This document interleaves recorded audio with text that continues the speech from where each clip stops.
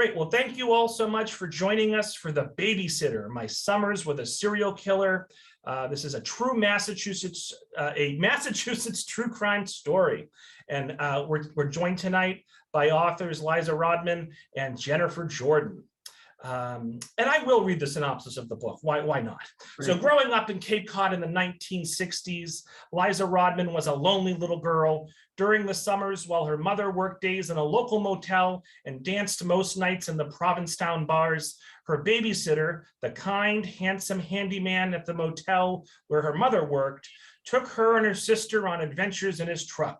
He bought them popsicles, and together they visited his secret garden in the Truro woods. To Liza, he was one of a kind, or one of the few kind, understanding, and safe adults in her life. But there was one thing she didn't know. Their babysitter was a serial killer. Though Tony Costa's gruesome case made screaming headlines in 1969 and beyond, Liza never made the connection between her friendly babysitter and the infamous killer of numerous women, including 4 in Massachusetts, until decades later. Haunted by nightmares and horrified by what she learned, Liza became obsessed with the case. Now she and her co-writer Jennifer Jordan reveal a suspenseful portrayal of murderous madness in tandem with a child's growing loneliness, neglect, and despair, a narrative collision that will haunt you long after you finish it. And so Liza Rodman attended UMass Amherst in the late 1970s, and she received her Bachelor's of Art with a concentration in creative writing from Vermont College in 2005. She has balanced life as a mother, stepmother, writer, and tax accountant for more than 35 years. Liza and her husband have 3 children, 5 grandchildren, and live outside of Boston. Jennifer Jordan, meanwhile, is an award-winning author, filmmaker, and screenwriter with decades of experience as a news anchor and investigative journalist. She has worked for NPR and PBS, and her work has also appeared in a variety of national and international newspapers and magazines. So about 120 of us currently. Let's give a big virtual round of applause to Liza and Jennifer for joining us here tonight. And ladies, take a bow. Thank you so much for being here. Thank you. Thank you for having us. Absolutely. So as I said, I have about 12 questions prepared. I'm ready to fire away here, and then we'll turn it over to the audience at the end and relay some of their comments and questions. Great. So first off, The Babysitter is written not only by 2 writers, but by 2 longtime friends. So how did this all happen? Do you want me to take this one, Liza? Go for it, honey. Well, I was in my 2nd year at UMass, and I am a coffee snob, and I was making my French roast in the morning, and then all of a sudden I saw this coffee mug coming through my open door, and Liza was at the other end of it, asking if she could finally have a decent cup of coffee. And so that was 40-something years ago, and here we are. And I have since moved to Utah. I lived in Boston for 20 years after college. And I since moved to Utah, but whenever I'd visit Boston, I would stay with Liza and her husband. And one of those visits, we were tucked up on the couch, sipping our wine. And she said, I'm not sure I ever told you, but I was babysat by a serial killer when we lived in P-Town. And I was like, whoa, full stop. What do you mean you were babysat by a serial killer? And I said, by the way, that's the title of the book when you finally write it, is The Babysitter. So she struggled for years to write it, and it's a complicated narrative, as you know from having read the book. And so I was between projects at one point, and I called her up and I said, Liza, how about this?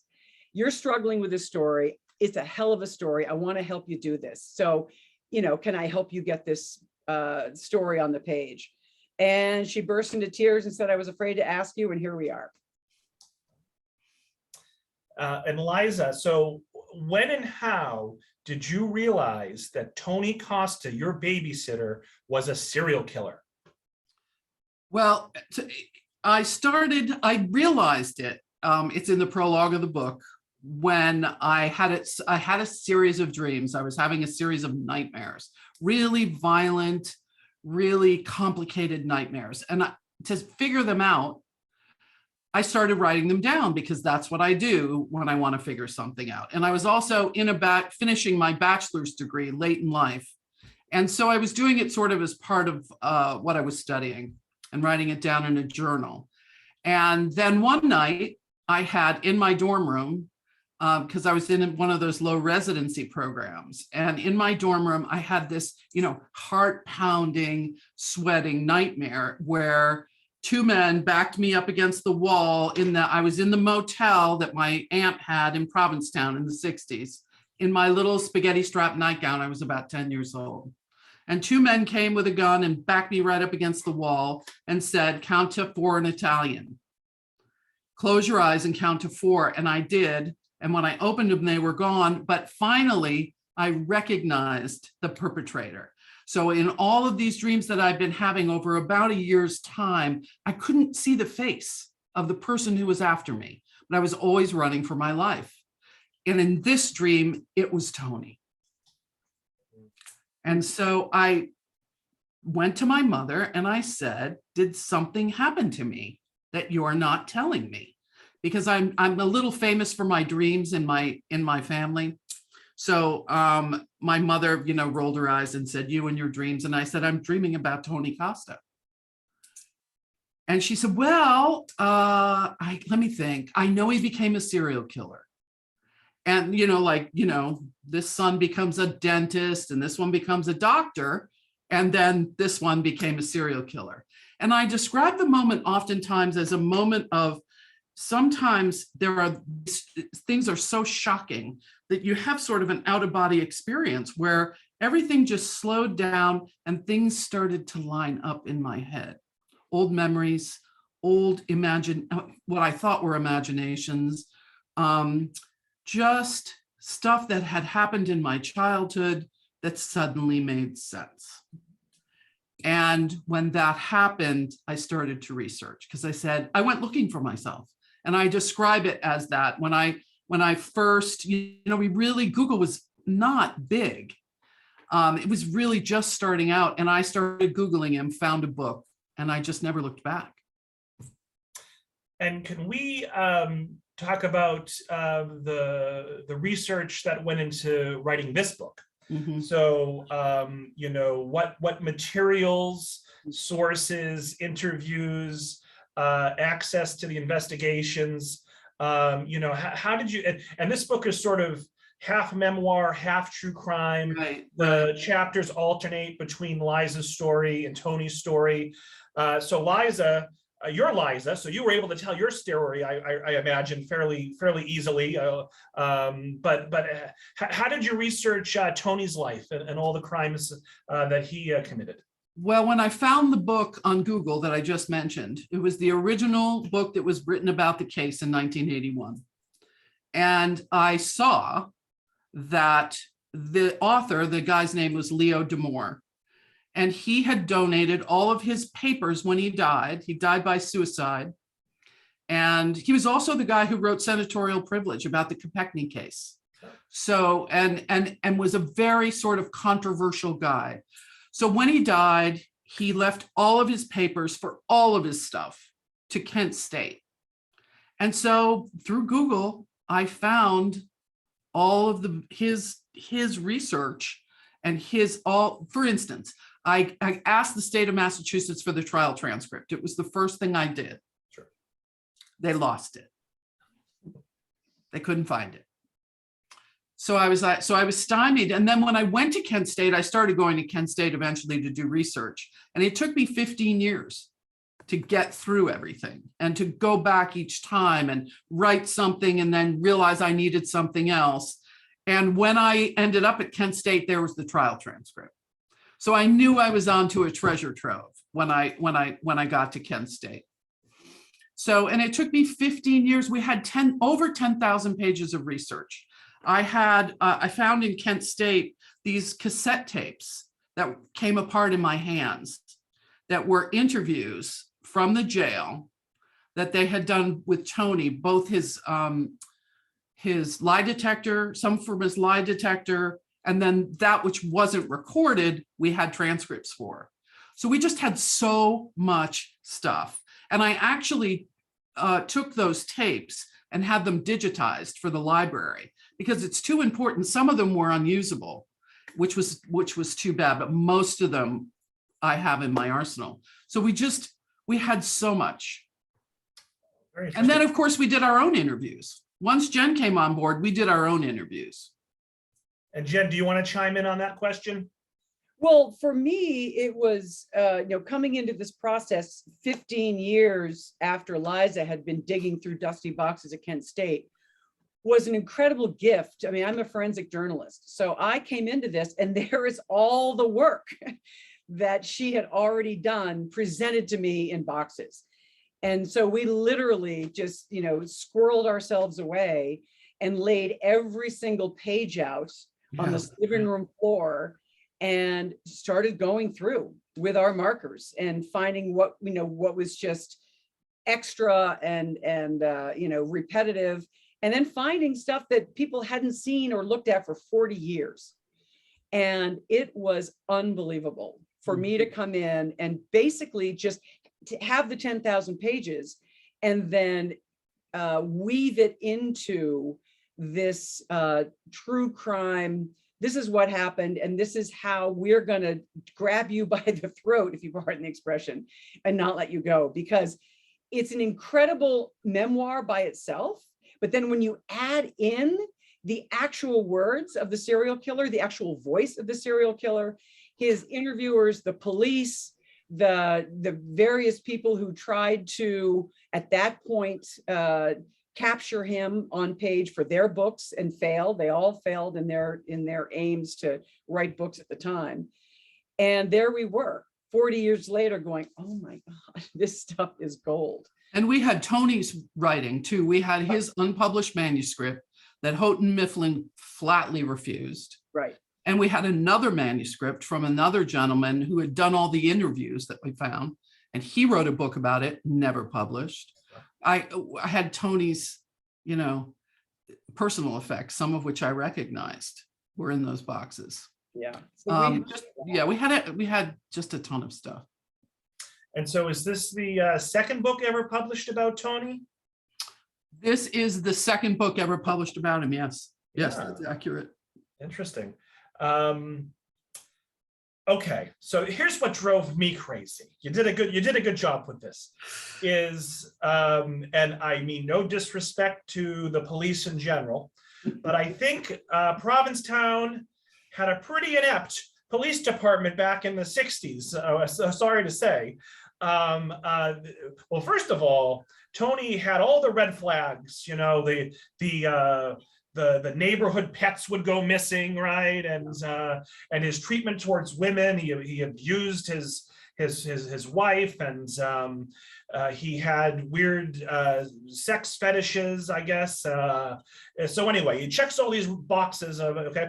But the other thing was he was just steeped in crime. He was like the town drug dealer. He was robbing pharmacies. And how was he able to get away with all these crimes, let alone the murders? I know the guy was a handsome guy, but my goodness, creepy behavior. This is Jen's favorite question right here. She loves this question. I don't get it. And you're being polite in saying, I don't want to besmirch the Provincetown police, but it wasn't only Provincetown police. It was Truro police. It was Boston police. It was Providence. I mean, 4 police forces had an APB for this guy, had an alert, like look out for the guy, look out for the car. The Boston police found the car and found Tony in it and let him go. And never told Pete Town or Truro or Providence that they found him. They just let him go. So it's just, and in fact, I have a buddy of mine on the Boston Police Force now, and I called her and I said, what do you think happened here? And she said, this day and age, it would be an internal investigation like that. Right. Why they let him walk away. So why they let him walk away 50 years ago, we'll really never know. Well, I think communication was so, it just wasn't, yeah. Everybody was, especially in P-Town, everybody was in the late 60s, sex, drugs, and rock and roll. Drunk, high, vacationing. Everyone's in their own little bubble. and Tony walked between the bubbles, and they noticed him, but it was never, evidently never enough for anyone to say, okay, somebody's going to put a tail on this guy. Well, they did eventually, but it wasn't until they found the first body. And also, And that was the state police. He didn't kill strangers. Right. He knew every single one of his victims. And that alone, that his girlfriends were disappearing. And the big line, even from one of the victims' mothers, was when she was asked 6 months later, when the body was found, why didn't you ever report your daughter is missing? She said, kids these days. Right. They come, they go. So it was really a product of the times, as well as everybody's kind of collective blindness, ignorance. And, as I said, they were all in their own dysfunctional bubble. So he just was able to be walking among the zombies. Well, his family was well known too. His Right. family was really well known in town. And so that gives you a license in a small town like that to strut the streets. Right. And of course it wouldn't be so-and-so. And don't forget, there was no such thing as a serial killer. Right. Even in the face of the Boston Strangler, there wasn't that kind of language. So I think, that had a lot to do with it. I think people protected him. And he was a father of Right. 3. He was a husband. So if people even had suspicions, they were like, oh, well, And he Tony- was normal. He had a normal side too, which he could turn on and off, which we later learned is a characteristic of a sociopath. They know how to turn it on and off. They know what you're looking for. It's every other chapter was an introduction of a new crime that he commits, and it was just so frustrating. The whole time I'm like, where's the police? And yes, the local police, the state police, just any police. Oh boy. When I was in Provincetown this last weekend, when they canceled the book event, I called the police because I was concerned for our people's safety. And the gentleman who answered the phone was a name I recognized from Provincetown. And he was a detective. And he said, I'll have them do a couple of extra drive-bys, but I've only got 2 guys on tonight. And I thought to myself, you only had 2 guys on in 1969. It's Right. the same, does anything ever change? So it's a small town. Guys on at the height of the season in Provincetown. And the population 50 years ago was a fraction of what it is today, and they had 2 guys on. So we will touch on that canceled book launch you just referenced, but I first want to touch on something you just talked about, where he had the ability to be normal and kind of turn it on and off. So how difficult was it writing characters, particularly Tony, who had both a heinous side and a sympathetic side? Did you struggle with that at all? Well, let me take this one, Liza, because he did. Because I came at this raw. I had no history with Tony. I had no history really with Provincetown. I had summers on the Cape, but not Provincetown. And so I came at this with just reading the facts of this heinous killer and autopsy reports and so much more. And so as I'm writing, Liza is kind of fighting me on it. Like, well, he was really nice to me and I have no bad memories of him. And I said, sweetheart, I know he was nice to you. And I know that he took you for ice cream. And I know that he, was the cousin you never had. But we're dealing with an unspeakable criminal who was off the charts of even serial killers with how he desecrated the bodies. So, you've got to meet me at least halfway, if not 2/3 of the way, in describing the reality of, if not who he was to you, who he was in the world. And so, there's a lot of work between us, but we managed. But we worked our butts off to make sure we had both sides of that personality, because I think it's important to put out there that these people are manipulators, and they're manipulators because of the biology and the genetics and the brain damage, and they know what you want to see. It's a function of the personality. And Mhm. so they can be very deceptive in who they present on a day-to-day basis. And I don't know whether that was going on. I was a kid. I don't know if that was going on, but I suspect it was, just knowing what I know now. But it was that was a tough go for us to make him human for me, and then who he really was from an investigative standpoint. That was a tough thing. Well, it's also more interesting. Two-dimensional characters aren't interesting. Right. I mean, So Hitler true. So is, true. Hitler's only interesting to read about when you see that he reacted or lived in a world with other people. And, he had friends, he had colleagues, he had people in his life, not just this, the Hitler that we all know. So for me as a writer and a journalist, I heard Liza's humanizing of him and said, okay, this is part of the story. Mm-hmm. This is part of the story because he was both things. He was a very gentle babysitter for her. He was a kind adult in her unkind world. But he was also, after he took them for ice cream, he was going to his grave sites in the Truro woods. So that's a fascinating, for me, as a character studier, a fascinating look into a broken psyche. Right. And so, he raped his victims, he murdered his victims, he decapitated his victims and cut their bodies up, and sometimes certain body parts weren't even found, and he buried the victims. And don't sugarcoat this, Robert. I hope everyone already ate their or maybe not, I'm not sure. But I guess the question is why? Why did he do all these things? Angry. This is in fact, I took the autopsy reports to a colleague of mine who is a doctor. And I said, you need to help me understand what I'm reading medically in these autopsy reports. And this man, poor thing, here I am in Salt Lake City, this very gentle Mormon, and he keeps looking up at me going, this is a very, very angry man. And what Tony did to those bodies, all post-mortem, by the way, as far as the autopsy reports are concerned, the attacks, the rapes, they were all post-mortem.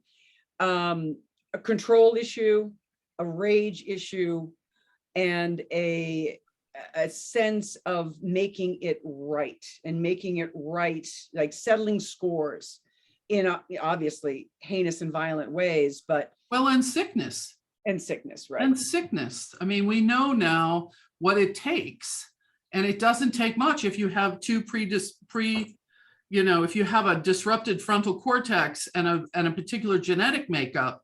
It doesn't take much trauma to sort of put the gas pedal down and have all hell break loose. And we don't know what that childhood trauma was. We all have our guesses. Looking into his relationship with his mother, looking into his relationship with his deceased father and his stepfather, but we'll never know. All we know are, the crimes that he committed, and through them try to look at his psychopathy and try to figure out, stepping backwards, what may have caused it. But as Liza said, he has all three legs of the stool of psychopathy. And we saw it in the victims. Yeah, and so as a follow-up to that, and we've somewhat touched on it already, but can we talk about his sad and sordid history? I know that there are allegations that in his childhood that he was raped by a teenager or a young man or something, that he was allegedly abused by a local priest. Can we talk, and certainly nothing excuses anything that he did in his adulthood, but can we talk a bit about his childhood? Yeah, that we know, and more than allegations that he was raped. He told his wife that he had been raped, and she broadcast it on Facebook. So is that still an allegation? I suppose it's it's hearsay. It's hearsay, yeah. We're not hearing it from even the perpetrator, of course. But he certainly, alluded to it in the writings that Liza spoke of earlier, He did. in his prison diary and in his, fictional novel that he wrote in prison. So he alluded to that. But I mean, in looking at psychopathy, in looking at what makes a heinous serial killer, I think it goes before that rape. I think it goes earlier into childhood. To really break a psyche, you need to break the psyche before the psyche is formed. And that's what, 2, 3, 4 years old. And let's remember, it doesn't take much. Right. What if you have the other two predispositions for that kind of mental illness? It doesn't take much. And he definitely had the other two, which is genetic warrior gene, and a low functioning prefrontal cortex, which is most clearly shown in a total lack of empathy, which he wrote about. I mean, in writing about one of the murders, which he wrote about in terms of somebody else doing it and watching it, right. It was her fault. It was her fault. She laughed at me. So, I mean, as far, Liza and I are not psychotherapists, although we probably could be after all this. We certainly see the three-legged stool that he occupied. It was really interesting that he denied, then confessed, then recanted, and then I'm not even sure how I would explain it, but like you said, like he said that he made up an individual, and he said that the individual did it, and that he was in. I think he said he and I may be mixing up certain plot points here, but he maybe dismembered the bodies but didn't murder them or something. Right. He came in as the guy who was trying to put someone out of their misery, right? He's painting himself as the savior, basically, right. In that situation. Right. And the mafia cleanup guy. Right. The guy that had to come in and like clean up from his friend's heinous act. Right. He was always, and whether it was somebody else's fault or somebody else who committed the crime, or kind of the woman's fault for laughing at him or for belittling him. I mean, it was always somebody else's fault, no matter the degree of his confession. And he confessed in various ways and in various writings and in various interviews. And as you say, Robert, he recanted, but it was always with that, well, I may have been there, I may not have been there, but it was ugly when I was there. I mean, that kind of. I don't even know how to explain it. Yeah. We'll talk about the trial a little bit later on. And folks, we're about at the halfway point. Start getting your comments and questions into the chat and into the Q&A. We'll get to them in about 15 minutes or so. I did want to, so for folks who maybe aren't familiar with the story, maybe haven't read the book yet, I'm going to throw a few names at you. Could you kind of explain who they are and their relationship to Tony? Who is Cecilia? Cecilia is his mother. And she was also really kind of central in my life growing up in Provincetown. She was a chambermaid at my mother and my aunt's hotel. And we were close to her. We loved her. Avis. Ex-wife, Tony's ex-wife. Did they get along? I'm sorry? Evidently. Did they get along? Did Cecilia and Avis get along? No, did Avis and Tony get along? Well, because I thought it was interesting that Avis wouldn't help the police really when they were investigating Tony. So she stonewalled the police. Yeah. She admitted to lying to the police, kind of giggling behind her hand that she lied to the police. There's a great photograph on from the Globe of him coming out of the courthouse with his hands shackled and a cop in front of him and a cop behind him, and her sitting on this little stone wall reaching out for him. Yeah, but interesting relationship there. Yes. How about Callis? Am I pronouncing that correctly? Callis? So Callis was the doctor, the local doctor who prescribed drugs for Tony when he complained of nervousness. And can we talk about his dependence on drugs? He becomes an addict and he becomes a dealer, and because of his drugs. Never an addict. He was never an addict, and this is one of the fascinating Oh, things really? that Oh, Liza no. and I discovered, that psychopathic personalities rarely become addicted to drugs because they're addicted to something else more powerful than drugs. And in Tony's case, it was killing. And so, yeah, I mean, when the day he was arrested was, of course, the last day he had any drug in his system whatsoever. And he never suffered withdrawal, not even an ounce. I mean, and they had a lot of psychiatrists and doctors watching him. He was on suicide watch at one point. Nobody ever discussed, wrote about any sign of withdrawal. It's So, very common for them to abuse drugs. right. He Okay. abused them, but he never. They don't become addicted. Because I attributed that to the fact that he could never or rarely held down a job. He seemed to Right, have right. I difficulty. think he was numbing the voice. I think he was numbing. Right. You know, he was self-medicating. Voices in his head or whatever. Okay. You know, he knew what was happening to him. Okay. He had a sense what was happening to him. And I personally feel he was trying to figure it out. Gotcha. Based on what he was reading and what was on his bedside and what he was arrested with. I think he knew what was happening to him, and he even expressed it to people, didn't he, Yeah. Jen? He said to a friend of his in a bar one night, you know, sometimes I have some really dark thoughts, and Dickie Oldenquist just blew it off. But Tony said, no, you're not listening to me. I mean, really dark. So I think he knew. So I next want to talk about the murders, and then we'll talk about him getting caught, and then we'll talk about the trial. So can you briefly discuss the timeline of the murders, how many murders were there, and what was Tony's relationship to these victims? That's a huge question. Be brief. Yeah, as far as we know, the first murder was Labor Day, 1968. The next murder was Memorial Day, first murder, second murder, Labor Day, third murder in New York, right around Thanksgiving, and the last two, the fourth and fifth murders, January of 69. That said, there are at least 5 more victims that are kind of in Tony's list that haven't been found, that have never been found. And there were 3 that were on his list that we discovered had survived him, but are still, if you Wikipedia him today, they are still in the books Listed as his victims, yeah. 3 of Tony's victims, but they weren't. They survived Tony. They have since all died, but they survived Tony Costa. And his relationships to all 5, well, 3 of the 5 were girlfriends. The last 2 were circumstantial. They were in the same rooming house with him in Provincetown, and he, you know, bummed a ride with them out to the woods, and he killed them there.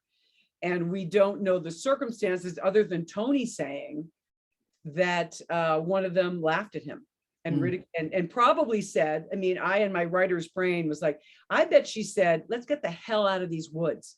It's January, I'm cold. What the hell are we doing in these woods? Let's go back and have lunch in Provincetown. And he said, not so fast. And in fact, you know, to kill 2 victims at once is very rare, even for a serial killer. And the fact that he had them trapped in the woods is probably, you know, why he was able, or why he thought he could get away with it. And he did, until he was stupid enough to steal their car as well. Right. And So according to let's talk him, he about- was drugged up. Yeah. He was drugged up during that, yeah. And I wanted to talk about that stolen car, because that I believe is plays into how he finally got caught. So can you sort of set the scene for us, and how did the police? Yeah, I mean, that's why he got caught. Yeah. I mean, he was in Burlington, Vermont with the car. His mother called him and said, Tony, the police are asking about you because the girls were in the same rooming house and they were seen with you. And what can you say? And Tony called his buddy in the P-Town Police Department. And the guy said, yeah, we just, we got a few questions, but don't worry about it. Whenever you get back to town, that's fine. I know. Tony called the next day and said, okay, I'm coming back to P-Town. And Jimmy Meade, the cop, is like, well, what's your rush? Well, Jimmy, I have their car. And that started the down the rabbit hole for Tony Costa, because he couldn't quite remember the lies he started to tell. Right. And so, when more and more cops were brought in, they're like, well, yesterday you said this. Yeah, but I didn't mean that. This is what I really mean. So he finally hamstrung himself. And as you said earlier, Robert, the Keystone cops were still letting him go home at night and still letting him, roam the streets. And it wasn't until, the body was found that they're like, okay, you know what? We can't let this guy walk around anymore.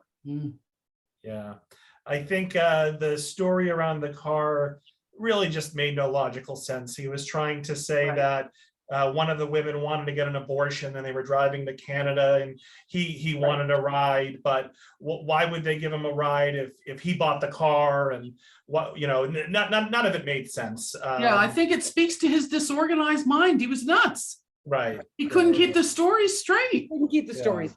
Right. And if he had just stopped, if he had just said, yeah, I borrowed their car, Right. I left them at the bar in P-Town, and I asked them to borrow the car. And that's why I have it. And that's why I have it. Here are the keys. I'll bring it back. But no, he couldn't. He had to rule the day, and he had to impress the cops with how smart he was. So he kept going back to the police station day after day. And they were finally sick of him, like, Tony, all right, get a lawyer or something, but don't keep knocking on the door. He kept coming back and saying, I have one more thing to say. What I said yesterday wasn't quite it.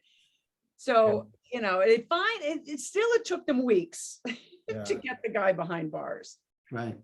And speaking of places that he visited in town, it was only a paragraph in the book, but it was interesting that he frequented his local library and that he would read the dictionaries and the sources to learn new words, to sound impressive and intelligent. And you wrote that the librarian actually had a favorable impression of him. So makes me wonder how many serial killers I've come across in my 20 years in libraries. Lonely librarians. You must have had that feeling once or twice. No comment. I love all our patrons. They're all absolutely normal. So let's talk about the trial or lack thereof. I mean, can we talk about Tony's defense? Was it the drugs made me do it, and then it was sort of insanity, I guess, or whatnot? Can you talk a bit about that? How the trial went? Yeah, the trial went. Goldman didn't really have many ways to defend him, so they decided to do the drugs made me do it. And help me out here, Jen, with the trial. So, they of course tried insanity, and Tony was like, no. Oh yeah, that's right. Insanity. I'm not insane. In fact, I demand to take the stand. And they were like, no, Tony, you cannot take the stand. He said, well, then I want to tell my side of the story. So the court allowed him to make a statement. Right. And at the end of that statement, the prosecution attorneys looked at each other and said, well, that Tony just made our case now, didn't he? And Tony said, I think I won it. I won it. Yeah, he walked up and told his attorney Goldman, like, oh my God, can you believe what I just did? Wasn't that brilliant? Like, you guys couldn't do it for me. I just did it. And the attorney's just like, oh, Jesus Christ. Yeah. So that was it. So nice. And of course, the evidence was overwhelming. I mean, he had no answer for any of, where Susan went, where Sydney went, so they went for, he may have done it, but the drugs made him do it. But then there's Tony saying, I'm perfectly sane. And I was never addicted to drugs. And I took a few uppers and downers, but everybody did. So yeah. It's ironic that he sealed his own fate and didn't even realize it at the time. But this is a minor point, but it blew my mind that in a capital case, and perhaps the laws have changed, but in a capital case, the defendant can give a statement not under oath and not subject to cross-examination to the jury. That absolutely blows my mind. And in this case, it certainly backfired. But do we know if that's still the law today? That's not the law today. That's not the law today. Most of what happened during that trial would never happen today, including the way in which they cross-examined his ex-wife and the way in which they interviewed his ex-wife. And I mean, they'd be in jail for harassment. So much of what went down would never in a million years. Well, first of all, Tony's lawyer would have been in jail himself because the first thing he did was when the ink wasn't dry on the arraignment. And he sat down Avis and he sat down Tony in the same room and he had them sign a paper to sign away their life rights. So anything, because that's how Goldman was going to get paid, because Tony and Avis couldn't pay him. So that would never happen today. So right from the get-go, it was, pardon my French, a shit show. Yeah. And let's talk about the end for Tony. So he is convicted. I think it takes the jury 6 hours or something. It's a very quick conviction. He goes to jail, and what is his fate? And also, if you want to tie it in ironically with another serial killer who happened to be in the very same jail. Mm-hmm. Well, he ended up in the same prison, perhaps the same prison block, and we couldn't find out which because the prison records have also since disappeared from Walpole. But he was in the same block, he was in the same prison with the Boston Strangler. And 6 months before Tony died, the Boston Strangler was killed in his cell. Mm. And I have always thought that Tony was also killed in his cell because egomaniacal psychopaths don't kill themselves because they're righteous. Tony always believed, and he wrote about, all I need to do is find a new attorney who's going to come in and show how innocent I am. Yeah, I was in the room. Yeah, I moved the body parts out of the bathtub, but I am innocent. Mm-hmm. And this lawyer's going to come in. I'm going to walk free, and my coterie and my acolytes are going to be on the streets of P-Town welcoming me home. Right, conquering your own. That's not the profile of a suicide. And particularly because we have his own words, we have his own writings. And in none of those writings is there a depressed man. Right, and we have a letter, we have the multiple letters soliciting new attorneys, and he'd just gotten a new attorney. Right. So, we'll never know, but certainly the evidence we looked at leans toward not a suicide. Right. And so we'll end it sort of with current events. So you all were supposed to have a book launch at a bookstore in Provincetown. Correct. Over the weekend or last week, the 28th. Weekend. The 28th. Gotcha. And I guess I'll just put it this way. What happened with that book launch? So what happened is that we started getting, the bookstore started getting emails, threatening emails and nasty emails. And so we talked about canceling, and we said, absolutely not, we're not going to cancel. And then the next day, literally, there were hundreds of comments on the Provincetown community space of why we were basically blood-sucking bottom feeders to try and celebrate a book and wave it under the nose of Tony's family. That we should have more compassion than that, that we should, that both the bookstore and I were in it for the money. I mean, you name it, they said it. It was a lot of name calling, but the volume of it was very intimidating. So I called the police, as I said, and about 3 hours later, maybe 4 hours before the event was going to start, the bookstore called me and said his phone had been ringing off the hook and he thought we should cancel. And frankly, I was relieved. Right. Wrong. It's wrong. It should never have happened. And we'll continue to write about it because of that. I think this is the situation we're living in right now, where people think they can put a mob together and intimidate someone, and that's what they did. And they did it under the guise, and I call it a guise on purpose, of defending that family, because I have a lot of empathy for that family. I can't imagine what it's like to grow. And I had a tough parents, but this kind of takes the cake. So I have a lot of empathy for them, but they still can't shut down a book, and they still can't shut down a bookstore. Well, That's not the country we live in. And they can't shut down history. Right. I mean, right. Tony Costa is part of the public record. And the fact that Liza had a personal interaction with him is part of the story. So, some of the emails that I received were, farcical and, fiction. I was like, wait a minute. First of all, have you read the book? No. Fantasy. None of these no one's read the book. Yeah. The most vehement commenters online haven't said, I haven't read the book and never will. So what exactly are they protesting? And if they're protesting history, well, we're sorry.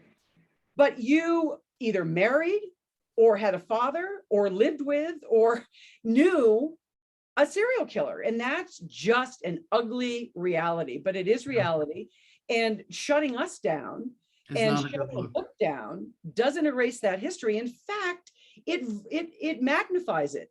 We now have, national and international magazines and television shows calling us going, you want to talk about this? This is unbelievable. Provincetown, of all places, is shutting books down. So they've created a hue and cry that if they just kept their mouth shut, we would have had a nice, pleasant event with a little wine and cheese, and everyone would have, walked away.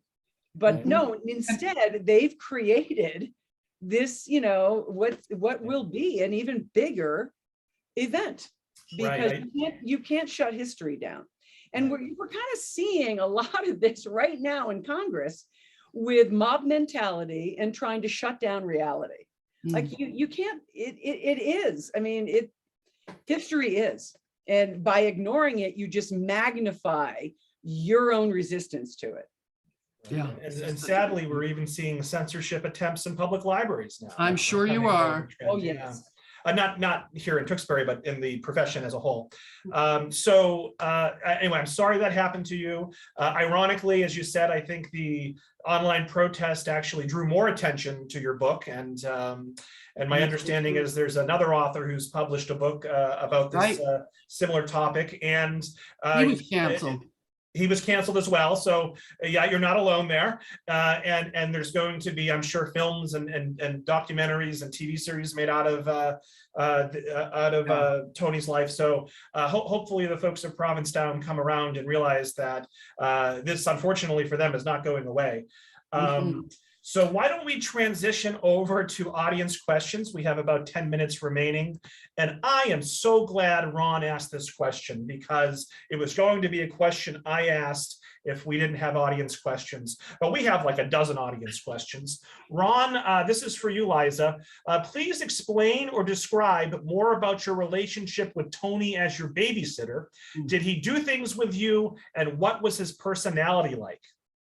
Well, his personality, well, first of all, I describe him as, everyone has that older cousin and that you look up to. I had a female older cousin, a lot like Tony too. And one of the things he taught me to do was smoke.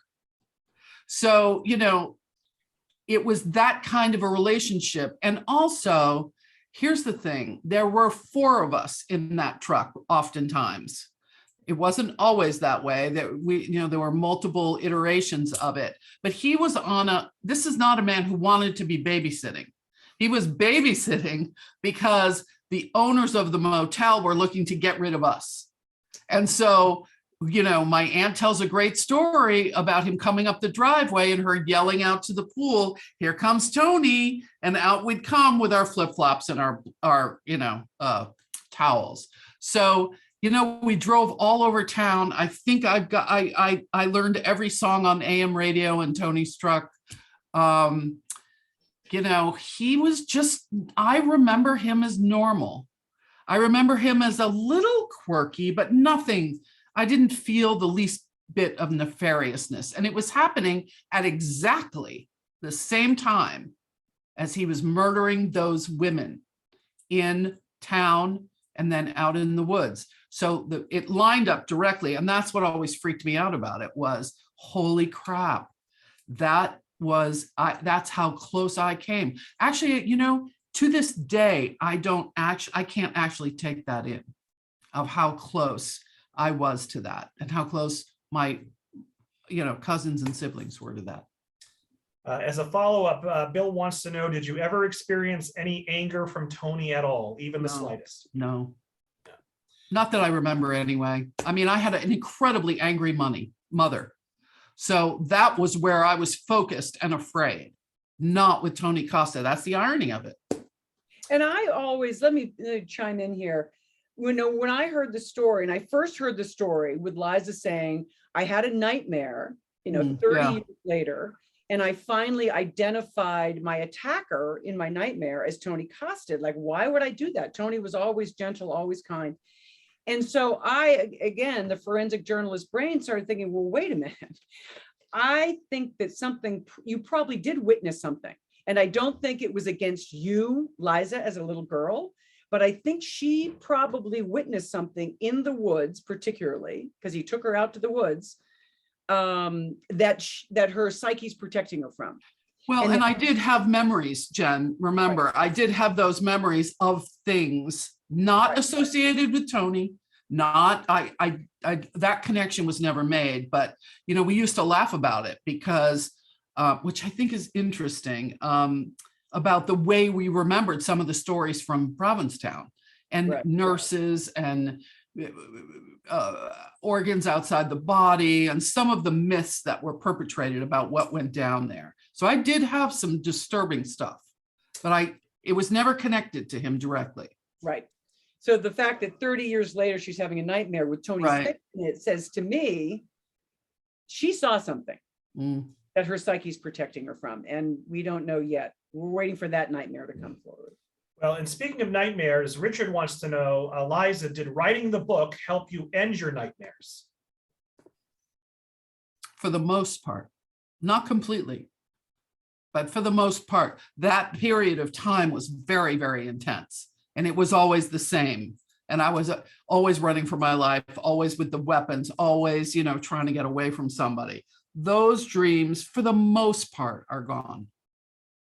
Anonymous attendee asks, do you think his wife sensed his evil ways? You want to answer that, Jen? Well, we know she did, because she writes about it. I mean, we have, I don't know, I can't, how many printed pages we have from her Facebook pages, but she talks about having been very forewarned. Is that the right word? That she didn't understand what she was looking at, I don't think. But... Right. I mean, she described some very heinous behavior from Tony before they knew one body was buried. And when he was finally caught, she allowed us we all kind of knew. She also talks about wanting to protect him, though, because she didn't want her family to think badly of him. So I think it was really multifaceted. So she was protecting her children, totally understandable. But she in her own words talked about at least suspecting, let's put it that way. She at least suspected that there was something very dark going on with him and his now dead girlfriends. And Jennifer, you gave us the quote earlier, but I want to go back to it. Ron asks, did Tony's mother ever suspect him of any of the crimes or of being psychotic? And did she ever get involved with the police investigation? And again, what did she tell investigators? She was interviewed by the police several times. And in one of the interviews, she said, yeah. But if my Tony killed those girls, he must have had a good reason for it. So that was the mother's quote. And it was in the police reports. It was in, numerous accounts. In the newspapers, numerous accounts. So, I mean, do I think the mother knew? Yes, I do. And in fact, in Tony, in describing one of the most gruesome murders, which happened, the one murder that we know, that we suspect happened because of the evidence, not in the woods, that he transported the body parts to the woods to bury them. He talks about a mother, not his, again, the other, the true criminal's mother, walking in and not saying, oh my God, what have you done to this woman in the bathtub? But saying, Right. clean this mess up. Mhm. And so, to create that out of thin air, that a mother comes in and says, clean up the mess in my bathtub. So I mean, I think she witnessed a lot. We'll never know, she died before the trial started, but boy, from Tony's own pen, he described his mother walking in and seeing body parts in the bathtub. So let's wrap up with two questions here. The first one is from Kathleen. I'm going to skip some of the question here, but essentially she asks, do you think, can you talk about the psychology of the townies who were oppositional to the police and, in Kathleen's words, somewhat psycho in their support of Costa? I think, again, it's really multifaceted, but two things in particular. I think, what are they afraid of? Because it doesn't make sense what they're doing. I mean, it makes sense that you'd want to protect a traumatized woman and her children, but the whole thing, the vehemence of it, and the specific attacks on me and on, it doesn't make sense. Somehow they want to discredit this at every opportunity. It begs the question, why? And we don't really have a good answer for that. And the other thing I think you're looking at is a traumatized community.